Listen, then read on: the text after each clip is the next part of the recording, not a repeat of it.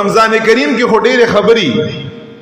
کله چې رمضان کریم میاشت تیره شوه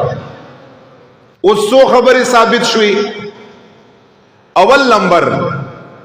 سرکشه شیاطین هغه بیرته پرانستی شو هغه بیرته کولاو شو او شیطان په باره کې حضور مبارک فرمائی امام ابو داود امام بخاری او صاحب د مشکات په مشکات کې دا حدیث روایت کړی دی انس ابن مالک نا رضی الله عنه شیطان څنګه چې کله را خلاص شي قید نه د بند نه را بهر شي نو بیا څنګه شیطان حضور مبارک فرمایي چې بیا شیطان داسې شي ان الشیطان یجری من الانسان مجرى الدم حضور مبارک فرمائی چې کله شیطان د قید نه راخلاص شو او هغه د رمضان کریم مبارک په اختتام باندې راخلاص شي وی چې بیا د انسان بدن سره داسې ټچي داسې اور سرئی داسې د انسان په باطن کې گردش کا لگا د انسان د بدن پر رګونو کې چې وینه څنګه گردش کا نبی علیہ السلام فرمایي داسې ما او تاسو سره څه وي ټچ وي زما او ستا په ذهن کې تاویږي په زړه کې تاویږي زما او ستا په ټول بدن او په باطن کې تاویږي نو چې زما او ستا شیطان موت ته دومره قریب وي دومره نږدې او زما او ستا په غونډ بدن کې هغه چکر وي نو بیا ما او تا د هغې نه خپل ځان خلاصېده دا لږ غوندې راته ګران او مشکل او سخت شي خو طریقې خو اسلام ښودلي دي چې ته به د هغې نه ځان څنګه ساتې یو خو شیاطین را خلاص شي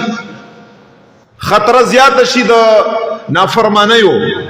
دویم لمبر د زما او د ستا چې د خوراک کوم بندیزو د صبح صادق نه وخلا تر غروب پورې هغه خوراک د زما او د ستا خلاص شي سحر کې یو ځل خوراکو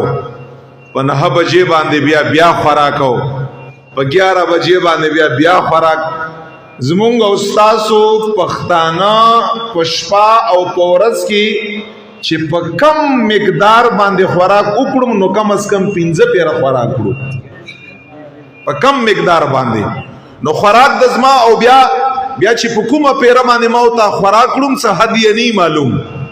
بس چې څو پورې زما او ستا سترګې بالکل داسې بقې راختلي نه وي که نه او سم په زوره باندې ما او تا د خپل باطن خوراک نه ډک کړی نه نو ما او تا چېرته په دریستخان باندې خپل لاس نه یې نیولی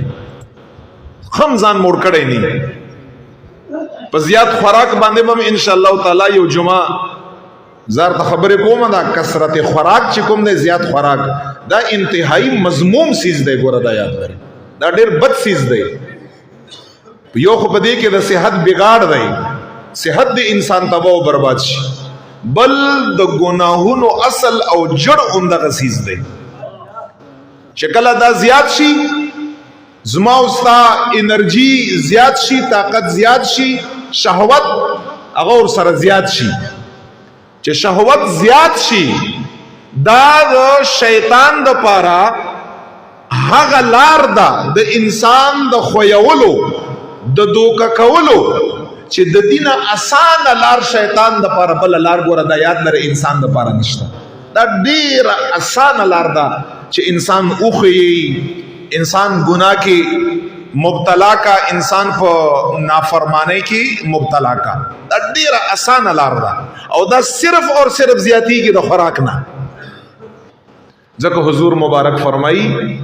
کم خوراک کړئ بقدر ضرورت او بقدر ضرورت هم چې انسان یو 2 ټیمه خوراک کا په ورځ او په شپه کې دا د هغه بدن د پاره څه دی دا کافي او شافي خبره ده کوم یو انسان چې په دریستخان باندې خپل لاس نیوي شي او خپل لاس یا په کنټرول کې وي دا انسان عرش ته رسیدای شي خو چې کوم یو انسان په درستخان باندې خپل لاس نشي کنټرول کولی کنه دا انسان په ګناهونو کې ډیر زیات مبتلا کیږي. اعتدال هغه اعتدال نم خبره اوته خوراکم را باندې آزاد شو شیاطینم را خلاص شو بس ما وتا تا د ګناهونو نه خپل ځان بچ کول دا انتهایی مشکل کار شي.